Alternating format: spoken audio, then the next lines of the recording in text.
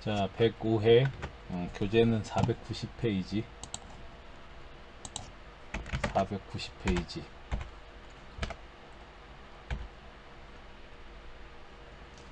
이론. 회계상의 거래가 아닌 것은. 자, 회계상의 거래라는 건요, 회사의 자산부채 자본의 증감 변동이 있어야 돼요.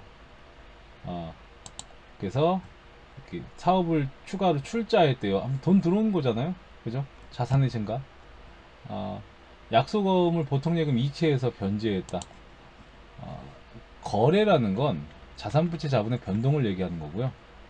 그 자산부채 자본의 변동을 표시하는 게 분계예요. 얘도 분계되잖아요. 예상 매입금 변제했으니까 보통예금 뭐 이렇게, 그죠? 성수기의 재고 확보를 위해서 상품 3천만 추가 주문만 합니다. 주문만 하면요, 어떤 회계 처리가 안 돼요. 자산부채 자본의 증감 변동이 없기 때문에. 답은 3번이네요. 화재가 발생해서 창고에 있던 재고가 멸실되었다. 그러면 화재가 발생하면 우리 회계 처리 어떻게 해요? 재해, 손실.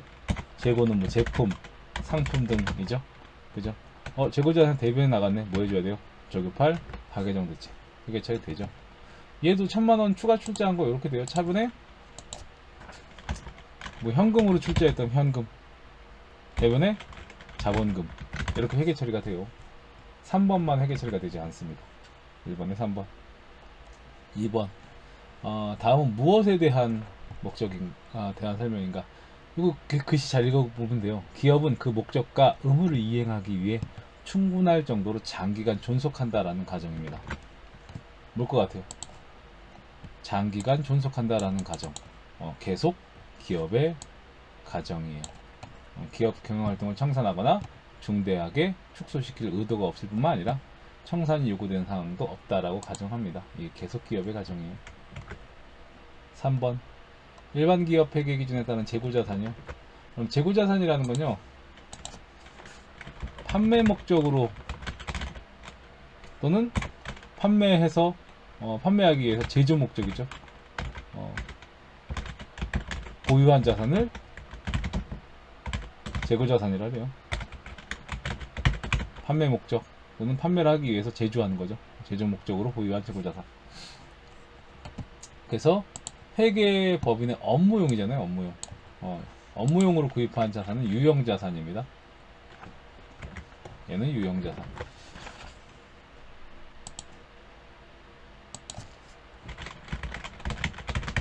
임대업을 운영하는 기업의 임대용으로 보유한 주택. 임대업을 운영하는 기업의 임대용으로, 임대를 하기 위해서 임대용으로 보유하고 있는 주택이죠. 그죠? 유형자산입니다.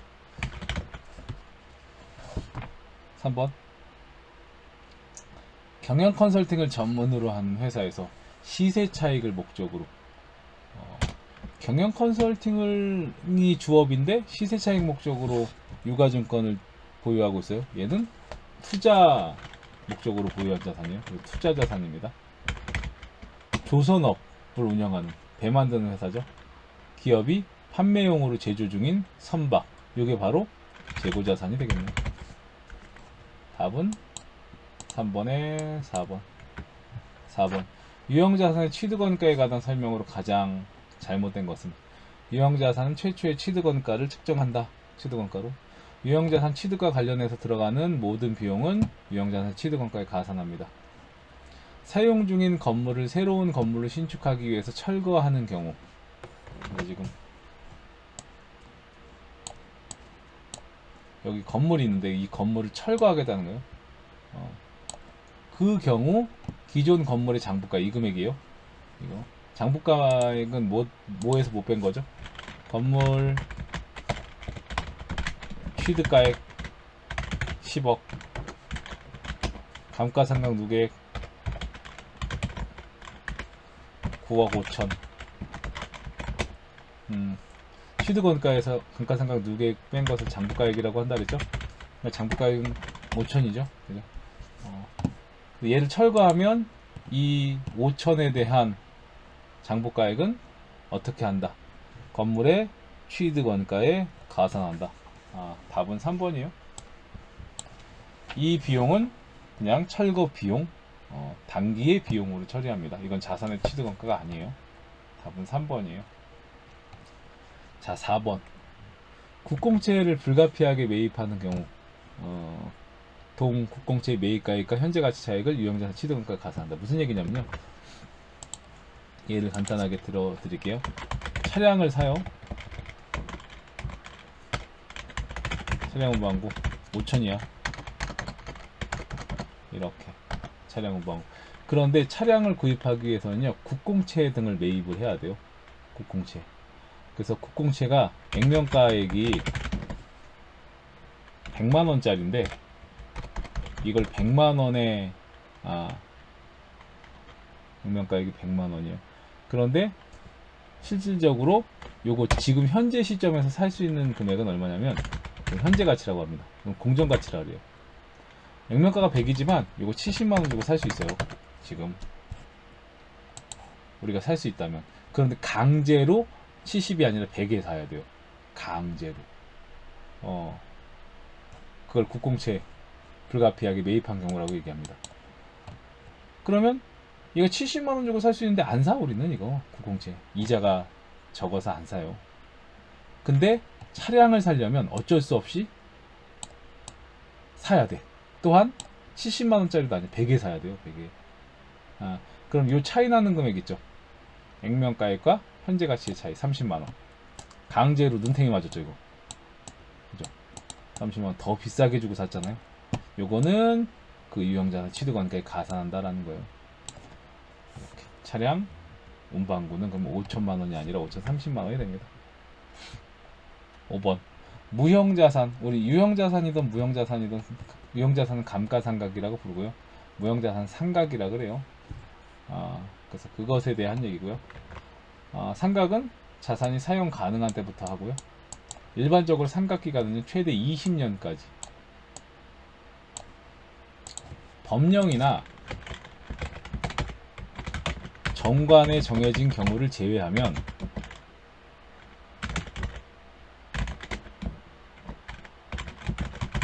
20년을 초과할 수 없어요. 그렇기 때문에 20년까지예요. 법령이나 정관에 대한 얘기가 없기 때문에. 법령하고 정관에 정해진 경우라면 20년 초과할 수 있는데, 그렇지 않으면 20년 초과할 수 없다. 40년이 아니라. 무형자산도 유형자산처럼 감가상각 방법을 정할 때는, 감가상각 방법은 되게 많아요. 정액법, 정률법, 생산량 비례법, 이중체감법 등 기타 합리적인 상각 방법이에요. 이걸 써야 돼요. 근데 무형자산의 경우에는 합리적인 상각 방법을 적용할 수 없으면요, 정액법으로 상각한다 라고 정해져 있어요. 합리적인 상각 방법 정해야 돼요. 근데 그럴 수 없으면 정액법으로 한다. 재무상태표 표시 방법에는 취득원가에서 무형자산을 누계액을 차감해서 표시하는 직접법과 취득원가에서 무형자산 상각 누계액을 차감하는 형식으로 표시하는 간접법. 무형자산 상각비가 만약에, 무형자산이 이렇게 있어요. 무형자산 1000만원 이렇게 있어요. 그런데 무형자산 100만큼 상각을 해야 돼요. 그럼 직접적으로 상각하면 무형자산 얼마가 되죠? 900만원이 되죠. 그죠? 근데 이렇게 할 수도 있다고요. 감가상각하듯이 무형자산 상각비 100,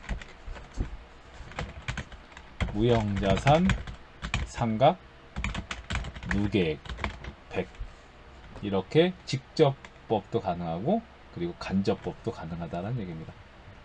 그래서 답은 5번에 2번. 일반적인 상각기간 무형자산 20년을 초과할 수 없습니다. 6번 외우셔야 돼요. 주요장부 2개입니다. 분계장과 총계정원장.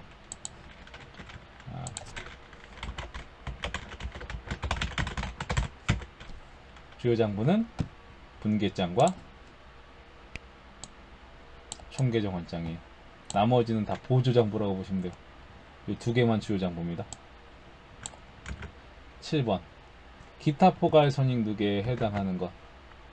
자, 자본은 5가지인데 자본금, 자본잉여금, 자본조정, 그리고 기타 포괄 손익 누계, 그리고 이익, 잉여금 중 기타 포괄 손익 누계에 해당하는 거 하나 기억하시면 돼요. 매도 가능 증권 평가 손익입니다. 매도 가능 증권 평가 손익. 매도 가능 증권 평가 손익. 여기 기타 포괄 손익 누계고요. 나머지 감자차손 자기주식 주식 할인 발행 차금은요. 자본 조정에 해당하는 애들이에요. 자본 조정. 그리고 재무상태표 가면 이런 애들 보여요. 얘네들은 자본 조정이다. 8번 매출 총이익을 계산하면 얼마인가? 매출 총이익이요? 손익계산서 계산 구조 가서 보시면 되거든요. 손익계산서. 자, 손익계산서 가서 보시면요.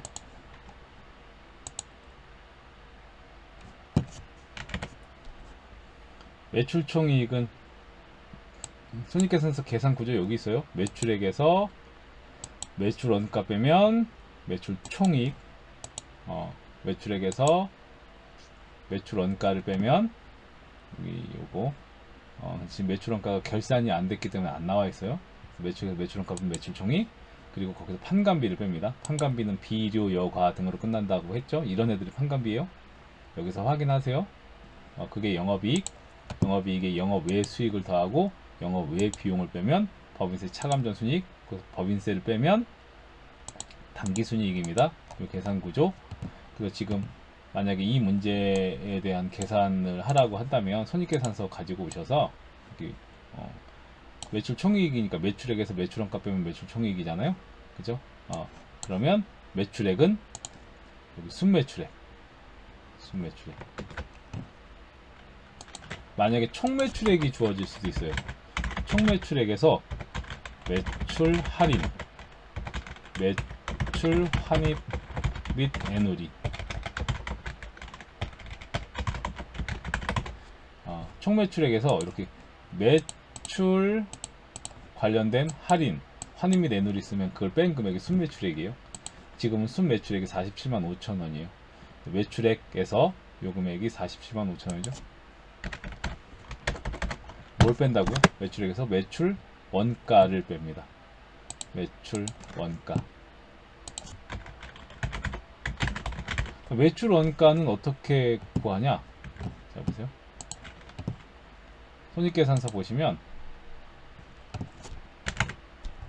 여기 매출 원가 구하는 거 나와 있어요. 기초 재고에 매입액을 더해서 기말 재고를 뺀 게 매출 원가예요. 제품 매출 원가는 기초 제품에 단기 제품 제조 원가를 더해서 기말 제품을 뺀 게 매출 원가입니다. 오케이. 그래서 매출 원가 구해 볼게요.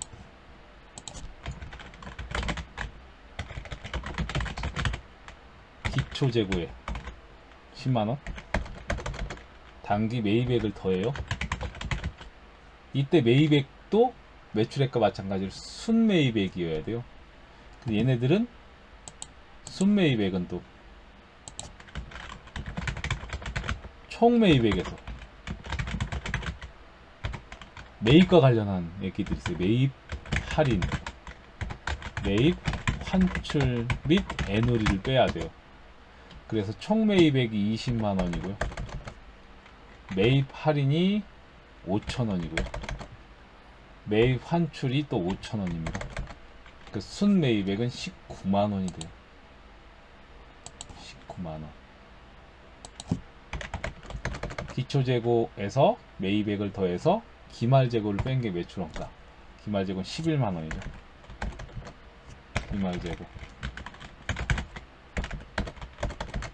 그러면 매출원가는 얼마가 되는 거죠? 29만원에서 11만원을 빼면 18만원이 매출원가네요. 그럼 아까 매출액이 47만 5천 원이었죠.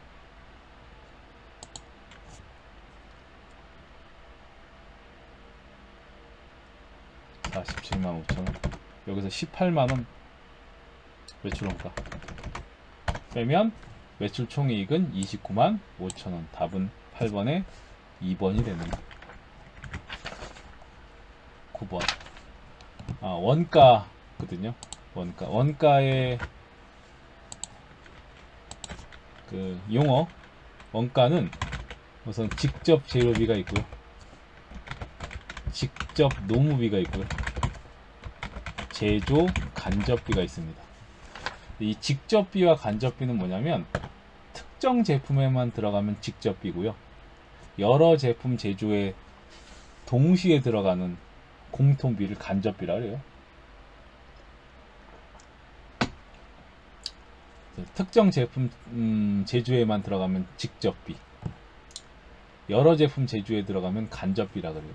그래서 보통 원가는 이렇게 직접 재료비, 직접 노무비, 제조 간접비 이렇게 구분을 하는데, 이렇게 구분하는 해서 얘랑 합쳐서 부르는 말이 있어요.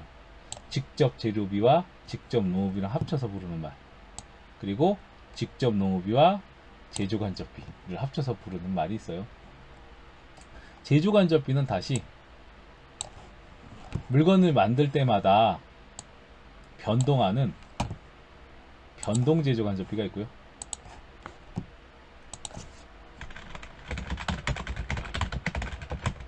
물건을 만들 때마다 매번 변동하지 않고 한 번만 발생하는 고정 제조 간접비가 있어요. 그래서 요거는 이제 뭐라고 부르냐, 이 용어를. 없애지면 안 되노. 변동 제조 간접비, 고정 제조 간접비. 병신. 변동 제조 간접비, 고정 제조 간접비.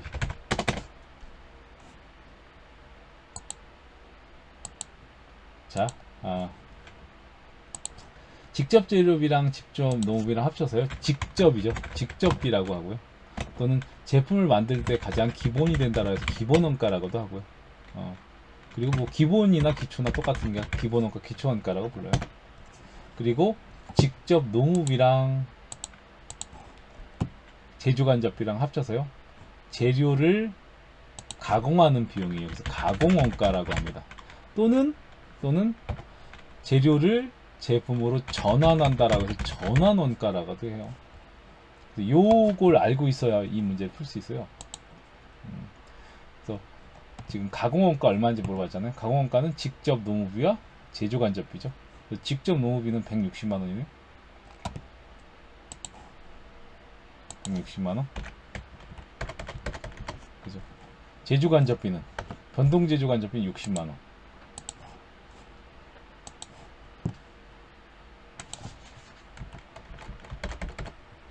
그리고 변동 제조 간접 원가는 총 제조 간접비의 30%래요. 그럼 여러분 보세요. 총 제조 간접비의 30%가 변동 제조 간접비다. 그죠? 그럼 총 제조 간접비는 총 제조 간접비 X라고 안 할게요. 여러분들 X 하면 또 싫어하잖아. 그죠? X 나오면 총 제조 간접비의 30%가 뭐래요? 변동 제조 간접비라는 얘기죠. 변동 제조 간접비 60 나왔잖아요. 이렇게.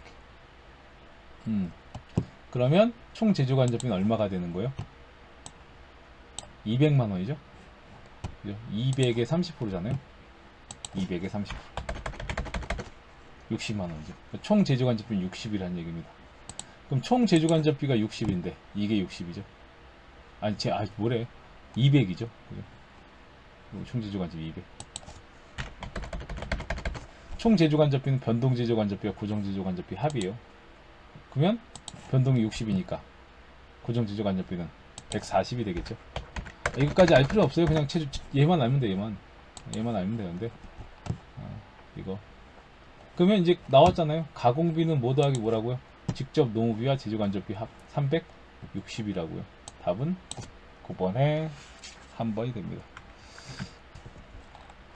10번 그래프의 원가 행태를 간단하게 우선 얘기하자면 원가의 움직이는 모양에 따른 분류라고 하거든요. 그래서 되게 간단하게 할게요. 우선은 원가의 움직이는 모양에 따른 분류. 자, 원가가 조업도가 생산량이에요. 조업도 물건을 많이 만들면 만들수록 원가가 증가해요. 이러한 비용을 변동비라고 합니다. 변동비.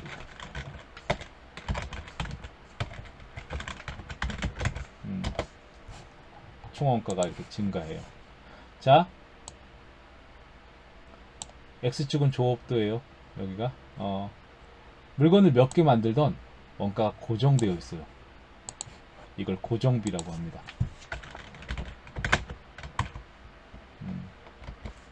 이렇게 되어 있어요. 그리고 하나가 더 있어요. 그래서 우선 고정비 있죠? 고정비 5가지를 여러분들이 기억하고 계셔야 돼요. 감지세, 특보. 감지세, 특보. 감은 감가, 상각, 비. 그리고 지는 여러분 다 알고 있는 얘기예요. 이거 하나 빼고 지급, 임차료. 우리 임차료 있죠? 지급, 임차료. 세는 뭘 것 같아요? 세금과 공과.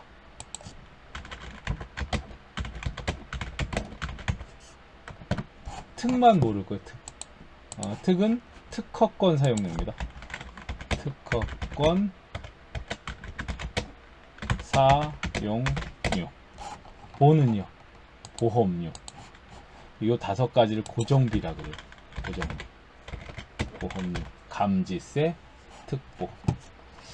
자, 근데 지금 얘가 변동비냐 고정비냐라고 해서 이렇게 총원가 그래프를 주면 요게 변동비. 변동비는 물건을 만들 때마다 계속해서 들어가는 비용이에요. 직접 재료비, 직접 노무비, 이런 것들이 변동비에 해당합니다. 근데 지금 이 문제는 한 개당 그래프거든요. 그래서 자, 변동비는 이렇게 되고 고정비는 이렇게 되는데 한 개당 원가로 볼게요. 한 개당 물건을 하나 만들 때 들어가는 비용이에요. 물건을 하나 만들 때. 이거는 총원가고요. 변동비는. 그러니까 예를 들어서 물건을 하나 만들 때 100원. 2개 만들면 당연히 얼마 들어가요? 200원. 그죠? 3개 만들면 300원 들어가죠. 근데 여러분 보세요. 물건을 하나 만들 때 100원, 2개 만들 때 200원, 3개 만들 때 300원이에요. 그럼 자, 물건 하나 만들 때 들어가는 원가는 얼마예요? 100원. 2개 만들 때 200원이면 한 개 만들 때는 100원. 3개 만들 때 총원가는 300원인데 한 개 만들 때 얼마요? 100원. 즉 한 개당 변동비 한 개당 원가는 100원으로 고정되어 있어요. 물건을 많이 만들면 총원가는 늘어나지만 한 개당 원가는 똑같다는 얘기예요. 이게 단위당 변동비입니다. 그럼 이제 단위당 고정비도 보여드릴게요. 자, 물건을 하나 만들 때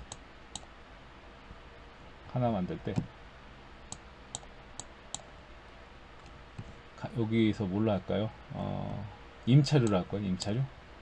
임차료는 10만원이라고 할게요. 고정되어 있잖아. 10만원. 10만. 한 개 만들 때 10만원이죠. 2개 만들 때도 10만원이죠. 4개 만들 때도 10만원이고요. 5개 만들 때도 10만원이에요. 그런데 한 개당은 어떻게 되죠? 하나 만들 때 10만원. 2개 만들 때 한 개당은 2로 나누면 5만원이죠. 4개 만들 때는요 2.5죠 5개 만들 때는요 10을 5로 나누면 2죠. 한 개당 원가는 감소됩니다. 이렇게 요 그래프 있죠? 요 그래프. 이 원가 행태는 무슨 고정비를 얘기하는 거고요. 고정비. 감지세, 특보. 하나 있어요, 여기. 임차료, 지급 임차료. 사실은 이거 몰라도 요거만 알고 있으면 고정비 5가지 중에 하나가 나왔잖아요. 그죠? 그럼 이게 답이에요. 오케이? 11번. 완성품 환산량이라는 건 요거 가지고 구하는 거예요. 완성품과 기말제공품. 완성품과 기말제공품. 완성품 8,000개죠? 8,000개. 완성품과 완성품 환산량은 같아요. 8,000개. 그리고 기말제공품. 아직 덜 만들어졌어요. 3,000개는요. 근데 이거 완성도가 몇 프로냐면 60%예요. 60%. 60%.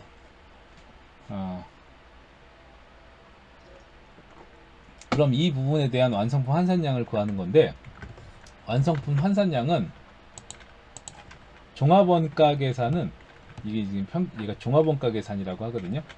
뭐 평균법, 선입선출법 이거 나오면 종합원가 계산이라고 보세요. 종합원가 계산이야. 밑에 12번이 개별원가 계산이에요.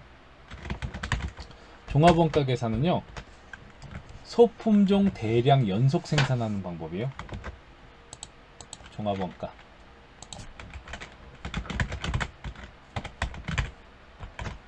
소품종 대량 연속 생산 방식입니다. 개별원가는 다품종 소량 주문 생산 방식이에요. 그래서 우리 보통 공산품들 물건 만드는 건 종합원가 계산으로 하고요. 그리고 뭐 배를 만들거나 조선업, 건축업 뭐 이런 것들 있죠. 비행기 제조업 이런 건 개별원가 계산이에요. 다품종 소량 주문 생산. 종합원가 계산 나오면 이렇게 평균법, 선입선출법, 그리고 완성품 환산량 뭐 이런 것들이 나와요. 그래서 종합원가 계산에 만약에 완성품 환산량을 구하라, 이 문제 되게 어려운 문제인데, 그럼 종합원가 계산이 원가를 재료비와 가공비로 구분을 해요. 그래서 완성품에 대한 완성품 8,000개죠. 그럼 얘는 완성품 환산량은 똑같아요. 완성품에 대한 완성품 환산량은 8,000개 이렇게 똑같아. 기말제공품만 문제예요. 기말제공품. 자, 생각해보세요. 물건 3,000개는요 아직 다 안 만들어졌어요. 하지만 재료비는 공정 초기에 전량 투입돼요. 그러면 아직 완성은 되지 않았지만 여기에는 공정에는 요 3,000개에 대해서는 3,000개 재료는 이미 다 전량 투입돼 있겠죠. 그래서 완성되진 않았지만 이걸로 물건을 몇 개 만들 수 있냐 라고 하면 3,000개 만들 수 있어요. 재료는 이렇게. 가공비는 3,000개인데 몇 프로 가공 진행했어요? 60%죠. 그러면 가공비의 완성품 환산량은 3,000개 60%, 1,800개가 됩니다. 그래서 재료비의 완성품 환산량은 8,000과 3,000을 더하면 11,000개가 되는 거고요. 가공비는 9,000개가 되는 거예요. 그래서 가공비의 완성품 환산량은 9,000개가 됩니다.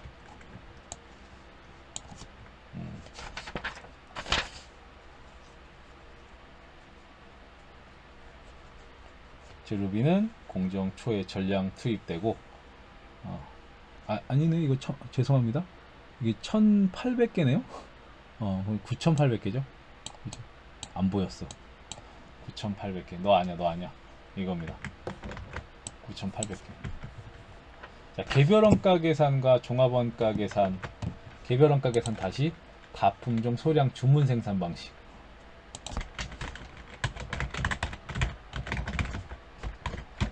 다품종 소량 주문 생산 방식이고요. 종합원가 계산은 소품종 대량 연속 생산 방식이에요. 여기에 쓰이는 거예요. 그래서 종합원가 계산은 동일 규격의 제품이 반복해서 생산되는 거 맞습니다. 소품종 대량 연속 생산. 종합원가 계산은 각 작업별로 원가. 자, 종합원가 계산이나 이건 작업별로 원가를 작성하는 게 개별원가 계산이고요. 종합원가 계산은 공정별로 짓게 합니다. 원가를 공정별. 답은 2번이에요. 개별원가 계산은 주문에 의해서 여기 주문 별도로 제작 판매하는 제조업에 사용된다. 개별원가 계산은 주문받은 개별 제품별로 작업원가표를 찍게 한다. 답은 12번에 2번. 종합원가 나오면 공정별. 이건 종합원가 얘기하는 거예요. 13번. 너무 길어진다 이거. 부가가치세법상 납세 의무자에 대한 설명으로 옳지 않은 것은 영리 목적을 추구하는 사업자만이 납세 의무를 진다. 자, 부가가치세는요, 영리 목적 유무하고는 상관없어요. 영리 목적 유무에 불구하고 사업상 독립적으로 재화 용역을 공급하는 자입니다. 이런 자를 사업자라 그래요. 그래서 영리 목적하고는 상관없어요. 사업설비를 답은 13번에 1번이 됩니다.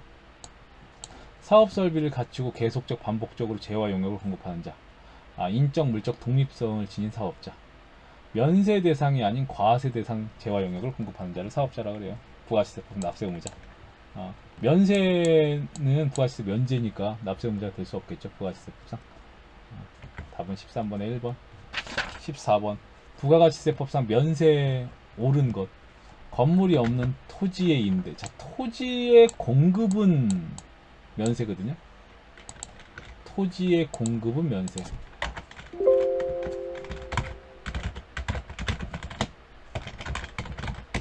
토지의 임대는 과세입니다. 그리고 약사가 공급하는 일반 약품도 과세예요. 약사가 공급하는 제조 있죠? 제조 용역만 면세입니다. 제조, 약 조제하잖아요. 그것만 면세고 일반 의약품 있죠? 그 약국에 가면 약들 되게 많이 진열되어 있잖아요. 간 때문이야, 간 때문이야, 비로는 간 때문이야, 뭐 이런 것도 다 과세예요. 틀렸고요. 면세 제도는 불완전 면세입니다. 면세 제도. 자, 부가시세 면세가 두 가지가 있어요. 영세 제도가 완전 면세라고 부르고요. 면세를 불완전 면세라고 해요. 그래서 완전 면세 제도가 아닙니다. 불완전 면세 제도고요. 면세를 포기했어요. 면세 포기하면 즉시 사업자 등록 정정해야 돼요. 즉시. 1개월 이내가 아니라. 그리고 면세 포기하면요, 3년간은 면세 적용하지 못합니다. 답은 14번에 4번. 15번. 부가가치세법상 주된 사업장에서 부가가치세를 총괄 납부할 수 있다. 자, 부가가치세는 사업장별로 신고 납부하는 거예요. 그러니까 사업장이 A 사업장이고요. 사업장 B가 있고요.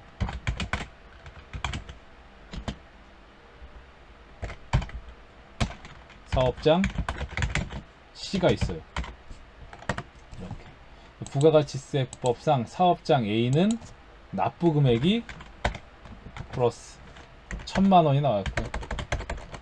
사업장 B는 환급 금액이 500이 나왔고요. 사업장 C는 납부 금액이 1000만원이 나왔어요. 그럼 각각 사업장별로 신고 납부하면 돼. 사업장별로 각각. 각 사업장별 사업장 소재지 관할 세무서 있죠? 여기에 신고 납부하면 돼요. 그런데 이걸 신청할 수 있어요. 주사업장 총괄 납부를 신청해요. 주사업장 총괄 납부. 답은 우선 4번이거든요. 이걸 신청하면요, 자, 원래는 A 사업장에 납부하고 C 사업장도 납부하고요, B 사업장만 환급받으면 되거든요. 근데 주사업장 총괄 납부를 신청하면요, 우선 신고는 각 사업장별로 하되 납부만, only 납부만이에요. 납부만 주사업장을 정하고요. 주사업장에서 야, 다 가지고 와봐, 내가 퉁쳐서 낼게. 나 1,000만원 내야 돼. C는 1,000만원, 너는 환급이네. 그럼 2,000에서 500을 빼면 1,500이죠. 사업장 A에서 야, 내가 대표로 이거 다 퉁치고 1,500 납부할게. 이렇게 납부만 총괄할 수 있어요. 이걸 주사업장 총괄 납부라고 합니다.